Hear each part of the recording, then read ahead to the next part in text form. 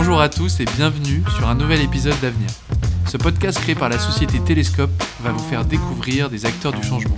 Ces personnalités exceptionnelles ont toutes un point en commun, elles ont une vision très précise de l'avenir. Ces hommes et ces femmes sont visionnaires dans leur société, leurs idées et leurs projets. Dans ce podcast, nous allons donc décortiquer leur parcours personnel et professionnel, leur histoire, mais aussi et surtout essayer de comprendre comment ils vont changer demain. Dans cet épisode d'Avenir, nous avons rencontré Amaury Deloriol, un des associés de César & Brutus, l'agence humaine et connectée. L'approche de l'agence est fondée sur la proximité des clients, la qualité et la technologie. Licencié en droit, Amaury est une personne attentive, enthousiaste et réactive. Je ne vous en dis pas plus et je vous laisse découvrir son parcours grâce à Juliette David. Bonjour Amaury, comment ça va? Bonjour Juliette, écoutez, en pleine forme, tout va bien. Tant mieux, merci d'avoir accepté notre invitation pour notre podcast. J'ai vu que vous aviez reçu plusieurs prix et récemment vous avez remporté le prix de l'agence immobilière de l'année pour la région Rhône-Alpes.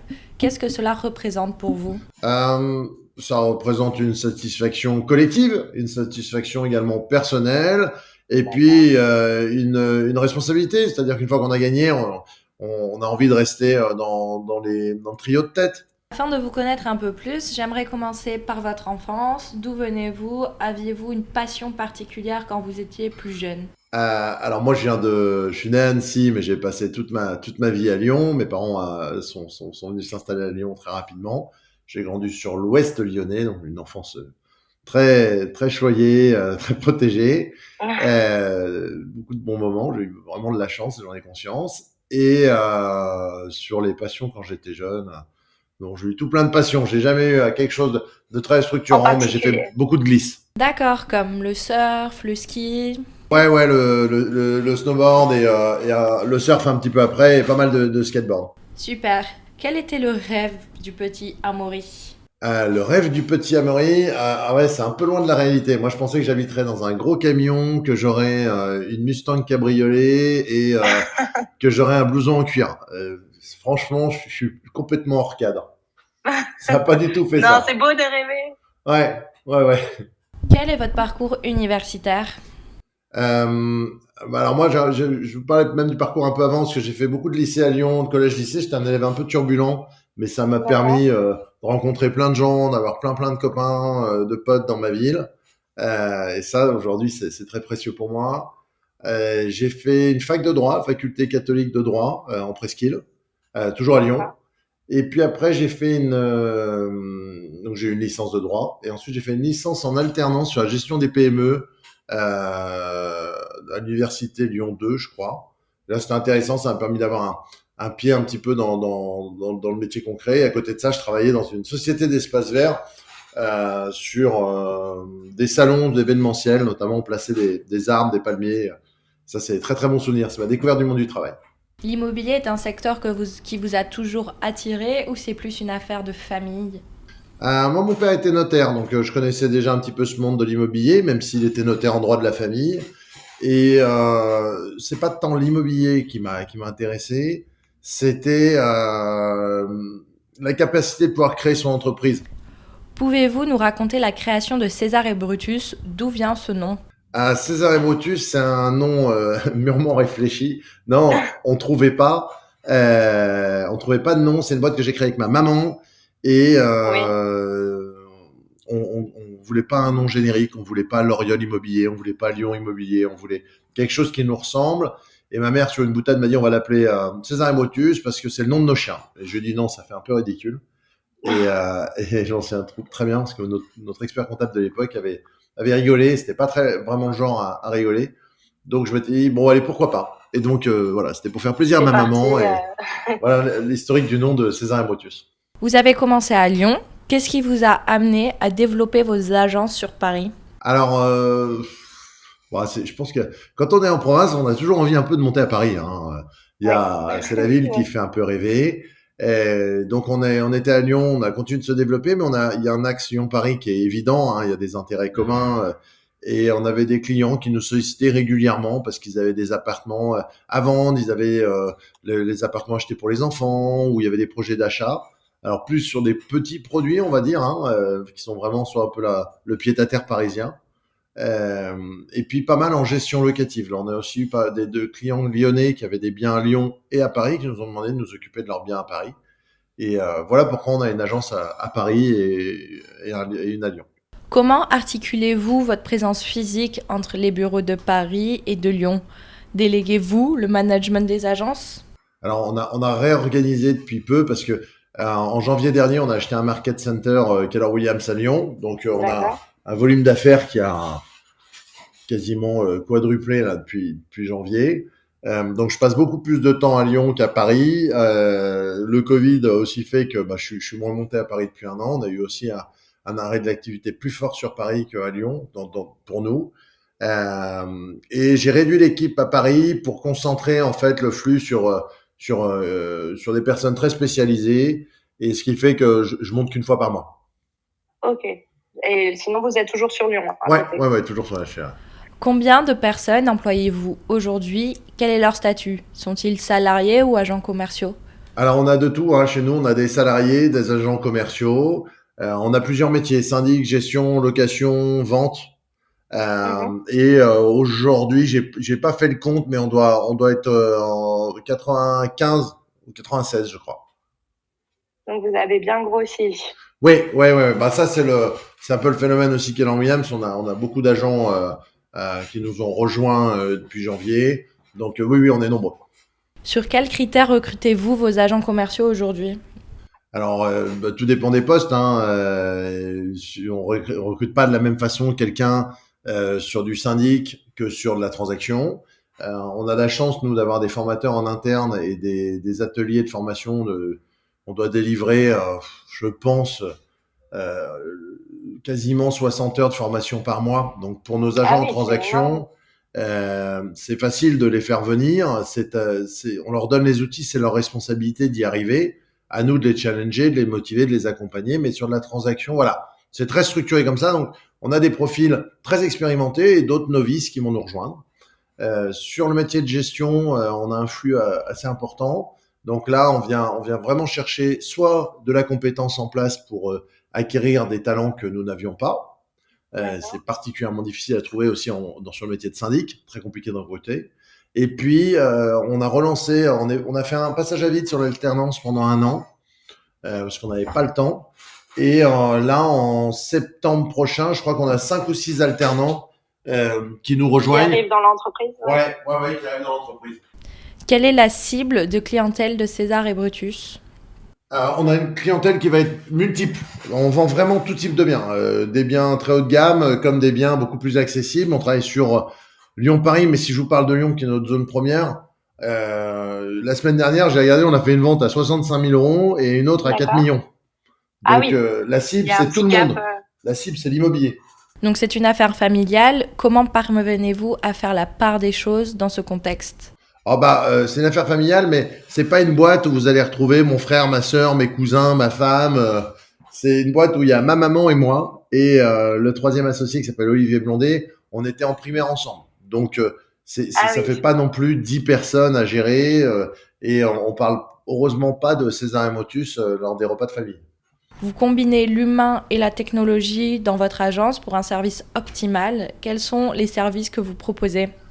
Alors, encore une fois, vu qu'on a beaucoup de métiers différents au sein de notre entité, il y a plein de services différents. D'abord, sur l'humain et la technologie, le parti pris chez nous, c'est l'humain en premier, la technologie qui va le servir en tant qu'outil.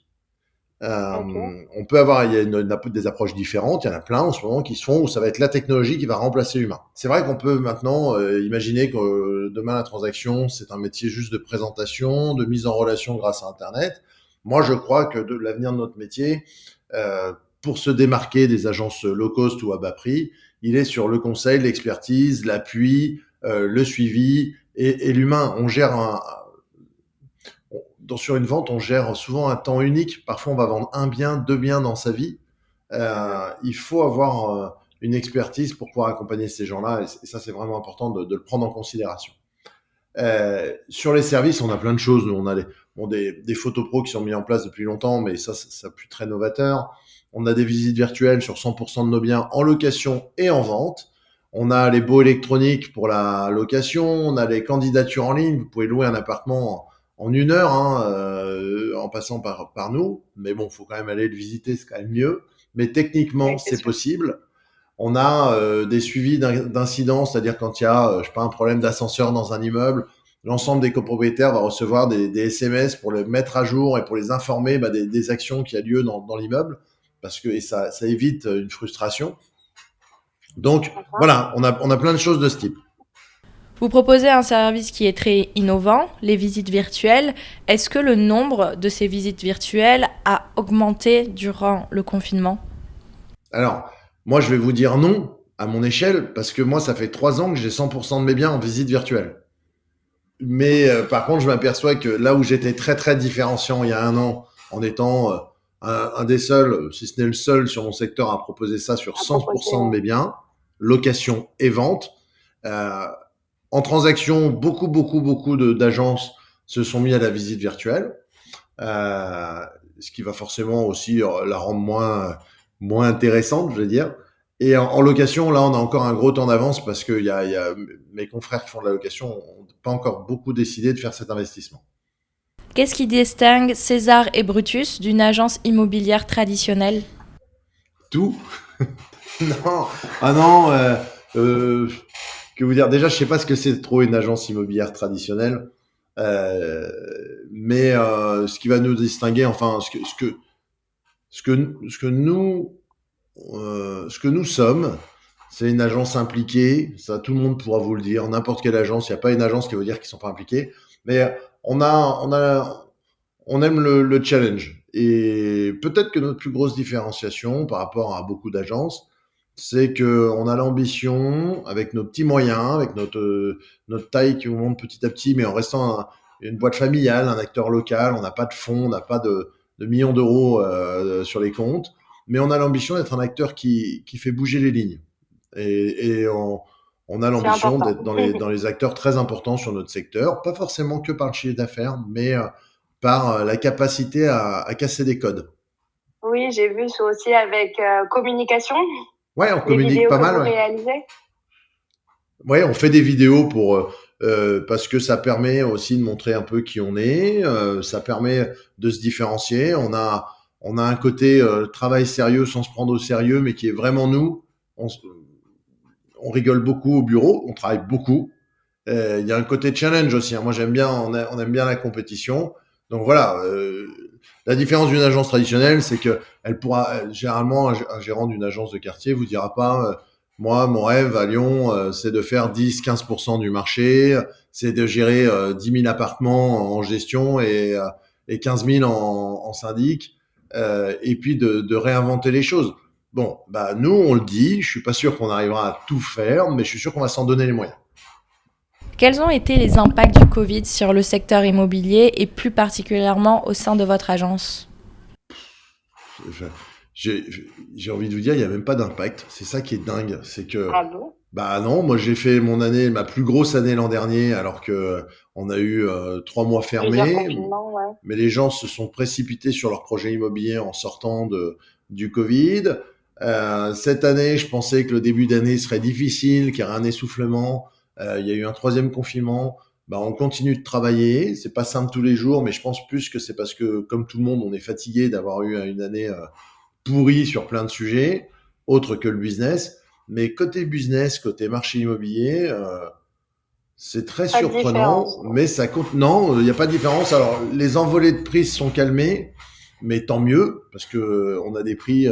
Alors, on n'est pas sur les prix parisiens qui me tordent les boyaux quand je les regarde, mais à Lyon, on commence à être sur des prix hauts et il faut pas oublier que c'est un problème. Quand tout est trop cher, que les loyers sont trop chers, que les logements sont trop chers, les gens peuvent plus se loger, il y a plus de mutation, ça c'est pas top. Quelle est la recette de votre succès ? Une bonne équipe. Moi, je m'appuie beaucoup sur mon équipe, sur mes employés, mes agents, mes managers. C'est un développement qui est collectif. Et puis, la recette, c'est de tenter des trucs. Tout ne marche pas. Et puis, de continuer à prendre du plaisir.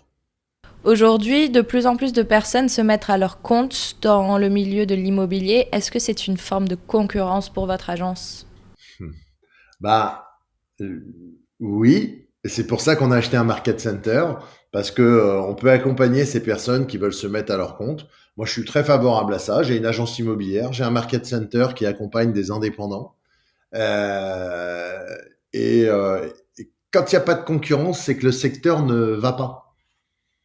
Donc, Oui, aussi la concurrence, ça stimule. ouais, ça stimule, la concurrence, ça permet de bouger les lignes. Et puis, c'est toujours pareil, vous allez dans un centre-ville, si vous avez 10 boutiques dans la rue, c'est que c'est une rue commerçante. Si vous avez 0 boutique, c'est qu'elle n'est pas intéressante. Bah, nous, plus il y a de boutiques, plus il y a de business. Donc maintenant, pour parler un peu de futur et de l'avenir, avez-vous prévu de vous implanter dans d'autres villes? Si oui, lesquelles? Non, c'était une réflexion. Aujourd'hui, l'ambition, c'est de vraiment tenir le marché lyonnais petit à petit, grandir dans cette métropole qui englobe plus de 2 millions d'habitants.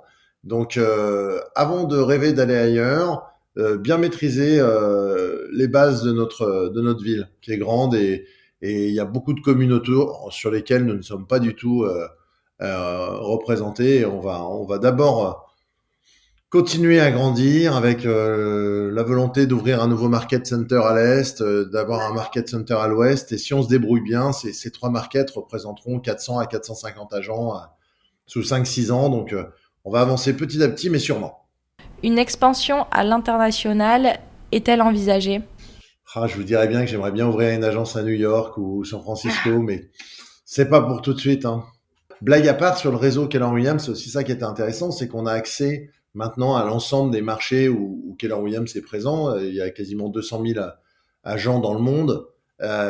Donc, on traite, là j'ai eu une demande sur une personne qui voulait acheter une île pas loin du Canada. Bon, bah, j'ai envoyé cette demande à un agent, je sais même plus où, Vancouver, que j'ai trouvé sur un réseau social interne. Je ne sais pas ce que ça donnera, mais c'est marrant de pouvoir regarder ces c'est des projets, quoi. opportunités. Ouais, on appelle ça des référoles, et c'est vachement bien fait. Allez-vous continuer à travailler en famille pour les générations futures? Moi, ma fille a 2 ans. On va lui laisser le temps de faire ce qu'elle veut. Moi, je pense que je suis un peu de nature à lui dire, faut pousser dans ça, mais je crois qu'en fait, les gamins, faut qu'ils fassent ce qu'ils ont envie de faire. Il faut pas trop les formater. Il faut qu'ils s'expriment par eux-mêmes. Si ça leur plaît, l'immobilier, avec plaisir, mais c'est un métier génial, mais c'est pas un métier non plus. Il faut aimer la bagarre et tout le monde n'aime pas la bagarre, donc c'est pas fait pour tout le monde. Quelle est votre vision de l'immobilier dans les mois et années à venir? Tendu, parce il y a beaucoup de mouvements, que ça soit dans les acteurs, il y a plein de gens qui arrivent avec des nouvelles idées, qui sont intéressantes, qui sont parfois source de réflexion, qui peuvent aussi parfois paraître dangereuses. Donc ça, c'est sur l'aspect de notre métier. Il va falloir être vigilant, savoir évoluer. Mais ça, c'est le propre de toutes les boîtes depuis tout le temps, sauf qu'aujourd'hui, les choses bougent tellement vite qu'il faut être tout le temps à l'écoute. Non, moi, ma grosse inquiétude sur le logement, c'est le fait qu'aujourd'hui, on a un gouvernement, qu'on a surtout des mairies. À Lyon, on a les Verts qui sont passés. Il y a plein de choses très bien quand on a des partis écologiques, mais il y a aussi des choses où ils sont un peu dogmatiques. Et le problème, c'est très simple, hein, c'est qu'en France, si vous construisez pas de logement, les prix de l'immobilier dans les zones tendues vont continuer d'augmenter. Donc, à un moment, les gens ne peuvent plus payer. Il y a un problème de logement, il y a un problème d'offre. Il y a pas assez d'offres par rapport à la demande. Et que ça plaise pas aux gens parce qu'on dit c'est moche de construire. Très sincèrement, c'est encore plus moche de pas loger les gens dans des conditions décentes. Donc, moi, je suis partisan de faire couler un peu de béton ou des matériaux biosourcés, ce que vous voulez. Mais si nos politiques ne font pas en sorte de construire plus de logements dans les zones tendues, si on n'arrive pas à rendre des villes en difficulté plus attractives pour que les gens s'y installent aussi, ça crée des frustrations énormes, ça fait des ghettos de pauvres et des ghettos de riches. Et quand on se connaît plus, après, on n'est plus capable de vivre ensemble. Donc, le logement, c'est capital. Plus généralement, quels sont vos projets futurs? Moi, c'est très immobilier, hein, mes projets. Projet, c'est d'abord de réussir l'achat qu'on a fait en début d'année, c'est de lancer un deuxième market, c'est après de lancer le troisième, c'est d'arriver à faire venir les meilleurs agents et agences indépendantes de Lyon dans notre écosystème, c'est de nous regrouper tous ensemble dans un lieu commun. Ça, c'est mes projets sur l'avenir proche. Après, sur mes projets perso, c'est d'essayer de profiter de la vie, continuer à pouvoir faire du ski le week-end parce qu'on a la chance d'avoir Lyon à côté, et profiter de la famille. Quel est votre prochain voyage de rêve? Ah, m'en parlez pas, je devais aller faire du surf au Portugal et ça a été annulé à cause du Covid de nouveau. Donc, Reporter un peu ce ouais. voyage. Eh ben non, on va aller dans le Midi. On va aller au bord de la Méditerranée, on va rien faire, on va se mettre les pieds en éventail, on va lire un bon bouquin. Prendre le soleil. Ouais, voilà. Donc, c'est prévu pour juin, ça. Pour finir, notre podcast s'appelle Avenir. Pouvez-vous me dire à quoi ressemble votre vision de demain? Moi, je suis assez optimiste. Je trouve que le monde, il évolue, qu'il y a plein de belles choses. On s'attarde souvent sur toutes les choses qui vont pas. Mais la vision de demain, on peut espérer qu'avec une reprise de la vie normale, on ait tous envie de bien profiter des terrasses, de sortir, de faire la fête. De retrouver un peu notre liberté. Ouais, mais même d'en profiter un peu plus, quoi. De se dire, allez, on a peut-être 2-3 mois, on va un peu kiffer. Il y a la famille, les amis, le sport, d'avoir un peu, peut-être un peu de légèreté. Ça ferait du bien après un an de chape de plomb, un peu de légèreté, quoi. Merci pour ce beau message. Merci d'avoir accepté notre invitation et à bientôt à Moé. Merci beaucoup, Juliette, pour cet échange. C'était très sympa. Et puis, à bientôt, avec plaisir. Merci beaucoup, au revoir. C'est la fin de cet épisode d'Avenir, le podcast créé par la société Télescope, une carte de prospection qui permet aux professionnels de l'immobilier de prédire les transactions de demain. Si le podcast vous a plu, n'hésitez donc pas à le partager autour de vous. Vous retrouverez toutes les informations concernant notre invité directement sur le blog de Télescope. Si vous avez des questions ou envie de participer au podcast, vous pouvez nous écrire sur podcast@telescope.com.